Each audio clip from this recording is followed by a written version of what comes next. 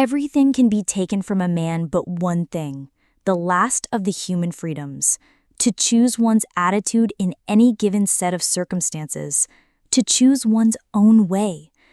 In a place where freedom was a forgotten word and hope was a dangerous illusion, one man held fast to this truth. The name above the gates was a bitter lie. Arbeit macht frei. Work sets you free. But within those fences, what really mattered was the choice. The choice to live meaningfully, even in a world stripped of all meaning. This is the story of Viktor Frankl, a psychiatrist whose life and philosophy were forged in the crucible of Auschwitz. He arrived as a man of science, a doctor from Vienna who had spent his life exploring the depths of the human psyche. His life's work, a manuscript on his groundbreaking theory of logotherapy, the pursuit of meaning, was hidden in the lining of his coat. It was the only thing he had left, a small, desperate act of defiance against the storm that was about to consume him. But on arrival, that last symbol of his former life was torn away. Thrown into a fire, his words, his identity, his past, all turned to ash. He was no longer a doctor, a husband, a son. He was a number, 119,104. The transition from a man of intellect to a piece of human chattel was swift and brutal. The world he knew, a world of thought, of art, of love, was replaced by a landscape of barbed wire, starving bodies, and the constant, gnawing fear of the unknown. He observed his fellow prisoners not just as a victim, but as a scientist. He saw men who clung to life with a ferocious will, and he saw men who simply gave up. What was the difference? Why did some find the strength to carry on, while others, seemingly stronger, collapsed into the abyss of despair? This was the question that haunted him, the ultimate psychological experiment playing out in real time. Frankl realized that physical strength was not enough. The guards could break your body, the hunger could ravage your flesh, but the one thing they could not take was your inner life. This was the last sacred fortress of the self. In that hell, the human spirit revealed its paradox, its fragility, and its unbreakable resilience. He watched as men found meaning in the smallest of things: a shared crust of bread, a joke whispered in the dark, the fleeting memory of a loved one. They were not clinging to a future they believed in, but to a present they could choose to make meaningful. This suffering was a constant, a heavy blanket of pain that settled on every soul. But Frankl saw that suffering itself was not the end. It was the choice we make in the face of suffering that defines us. He saw that even in the most dehumanizing conditions, a man could choose his attitude. He could choose to endure with dignity. He could choose to give a piece of his bread to another. He could choose to look up at a sunset and be moved. This was his insight, that the last of the human freedoms could not be imprisoned. It was in these small, internal choices that he found his purpose, to understand this truth and to one day share it with the world. He had a reason to survive. Before the barbed wire and the smokestacks, there was Vienna. In the early 20th century, it was a city of unparalleled intellectual ferment, a grand theater for the human mind. This was the city of Freud, of Adler, and of a young, brilliant psychiatrist named Viktor Frankl. But to understand the man who would find meaning in the ashes of the Holocaust, we must first look at the foundations he laid in the relative peace of Vienna. Frankl came of age in an era dominated by the giants of psychoanalysis. He exchanged letters with Freud as a teenager and was a star pupil of Adler. But Frankl was a maverick. He saw a profound gap in their philosophies. Freud believed human life was driven by the will to pleasure, while Adler championed the will to power. Frankl, however, was convinced of a deeper, more fundamental human drive, the will to meaning. He believed that our primary motivation in life was not to seek pleasure or power, but to find a purpose, a reason for being. This was the genesis of his groundbreaking theory, Logotherapy. He didn't just theorize, he put his ideas into practice. As a young doctor, he noticed a staggering number of suicides among adolescents. He launched a free counseling service, an innovative and radical idea at the time. The results were astounding. In 1931, not a single student committed suicide in Vienna. Frankl's work was proof that by helping people find their purpose, their why, you could literally save their lives. This was the man who would later enter Auschwitz. This was the man whose philosophy was born not in a lecture hall, but in the trenches of human despair. But even as his professional life flourished, a dark cloud was gathering on the horizon. The streets of Vienna, once vibrant with culture and debate, began to fill with the sound of marching boots and the sight of swastikas. The intellectual hothouse he thrived in was becoming a cage. He made a difficult choice, one that would haunt him for the rest of his life. He was offered a visa to the United States, a chance to escape, but to leave would mean abandoning his elderly parents who would not be able to leave. Frankl, a man who believed in a fundamental responsibility to others, made the excruciating decision to stay. He chose the path of duty over survival, a quiet act of courage that foreshadowed the great trial to come. He knew what was coming. He could see the shadows lengthening, the walls closing in.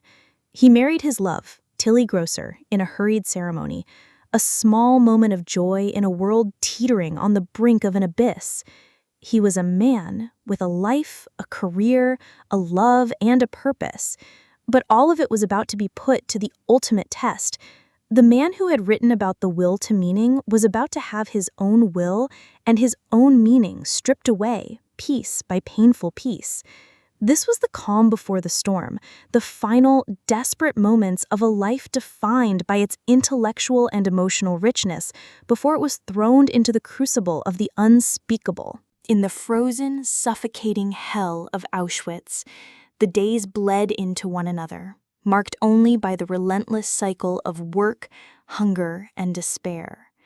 The body became a vessel for a single, overriding goal: survival. The men, once doctors, lawyers, and teachers, were reduced to their most primal state, their humanity stripped away layer by layer. But it was in this very process of dehumanization that Frankl's deepest insights were born. He realized that while the Nazis could steal a man's coat, his food, his home, and his family, they could not steal the inner sanctuary of his mind. He witnessed the men who were most likely to die, those who had lost all hope. He called them the Musulmen, the walking dead. They were the ones who, upon waking, had no reason to live, no purpose to hold on to. They stopped eating, stopped talking, and simply surrendered to the inevitable. They had lost their why. And then there were the others, the ones who, against all logic, held on. They were the ones who found a reason to endure. Frankl saw men who, despite the starvation, would share their last piece of bread, who would whisper a poem in the dead of night, or who would simply find solace in the fleeting beauty of a sunset. These were not acts of lunacy, they were acts of profound defiance. Frankl himself found strength in two things. The first was the memory of his wife Tilly. He would close his eyes and imagine her face, her smile, the sound of her voice. He would have long, silent conversations with her in his mind. And in these moments, he was not in Auschwitz. He was with her. He realized that love is the ultimate and the highest goal to which man can aspire. He knew that even if she were gone, his love for her was an unassailable truth that the Nazis could never touch. The second source of his strength was the future. He imagined himself on a lecture stage in a warm, well-lit room, speaking about the very experiences he was living through. He saw himself teaching his logotherapy, sharing the lessons of Auschwitz with a world that needed to hear them. He wasn't just a prisoner, he was a scientist conducting the most important experiment of his life. He wasn't a victim, he was a witness. This vision gave him a reason to live, a purpose that transcended the suffering of the moment. He had a mission, and that mission would not be completed unless he survived. He came to a chilling yet liberating conclusion. Suffering ceases to be suffering at the moment it finds a meaning. If a man can find a reason for his pain, if he can see it as a test, a challenge, or a testament to his own strength, then the pain itself loses its power to destroy him. This was the core of his philosophy, tested and proven in the fires of the Holocaust. This was the truth he would one day share with the world, a truth born from the belly of the beast. It was in the heart of this unimaginable darkness that Viktor Frankl made his most profound and enduring discovery. Stripped of his freedom, his identity, and his future, he realized that there was one final, unassailable freedom no one could take from him: the freedom to choose his own attitude. He called this the last of the human freedoms. It was a quiet, internal revolution against a system designed to crush the human spirit. The Nazis could control their bodies, but they could not control their minds. He observed that the prisoners who survived were not necessarily the physically strongest, but those who had a deeper internal purpose. This was a direct testament to his theory of logotherapy. He saw an old man, on the brink of death, find solace in a single silent prayer to his wife. He saw a fellow prisoner who had lost everything quietly recite a poem to another, offering a moment of beauty in a world devoid of it. Frankl realized that these small acts were not just coping mechanisms, they were declarations of meaning. They were the human spirit refusing to be extinguished. Frankl's own breakthrough came from two crucial insights. The first was his powerful connection to his wife, Tilly. He had no way of knowing if she was alive, but in his mind, she was. He would often have imaginary conversations with her, feeling her love and her presence as a tangible force. He understood that love transcends physical presence. His love for her was an unassailable truth, a meaning that the brutal reality of the camp could never touch. He wrote, "The salvation of man is through love and in love." The second insight was the creation of a future purpose. He would lie in the squalid barracks and imagine himself years later, standing on a stage, lecturing to students about the very psychological principles he was observing. He would describe the dehumanization, the despair, and the triumphs of the human spirit. In these moments, he was not a prisoner. He was a lecturer, a witness, a survivor. This mental exercise gave him a mission, a reason to survive that went beyond mere physical endurance. He was not just living, he was living for a purpose. This profound realization led him to the concept of tragic optimism, the ability to maintain hope and find meaning in the face of the tragic triad of suffering, guilt, and death. He discovered that suffering ceases to be suffering at the very moment it finds a meaning. It's the moment a person can say, "This pain is not for nothing. It has a purpose. It will teach me, or it will help others, or it will stand as a testament to the strength of the human will." In the darkest place on earth, Viktor Frankl had found the light that would guide him and millions of others out of the darkness. And then, one day, the gates opened. The war was over. The prisoners of Auschwitz were free. But the road back to life was often more harrowing than the journey through hell itself. For Viktor Frankl, the liberation was not a moment of unbridled joy, but a numb return to a world that was no longer his. He returned to Vienna, searching for his family, clinging to the hope that they had survived.